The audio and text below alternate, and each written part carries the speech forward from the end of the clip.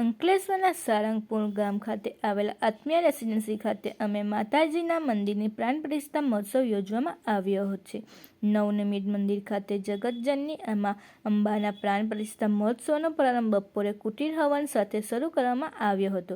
જે બાદ બપોરે 1:30 વાગ્યે ભાવ જળયાત્રા શોભાયાત્રા કરવામાં આવી હતી. સાંજે દેવ જનાદ્વેષ વિધિ યોજવામાં આવી હતી. આવતીકાલે સવારે પૂર્ણ પૂજાનો આરંભ સાથે વિવિધ પૂજા તેમજ યજ્ઞ યોજવામાં આવશે. તેમજ સાંજે મહાપ્રસાદીનું પણ આયોજન કરવામાં આવ્યું છે. બપોરે નીકળેલી શોભાયાત્રામાં હજારો માઈ ભક્તો જોડાઈને ધાર્મિક વિધિમાં ભાગ લીધો હતો. ले लूंगा बाद में अलग से. चलो.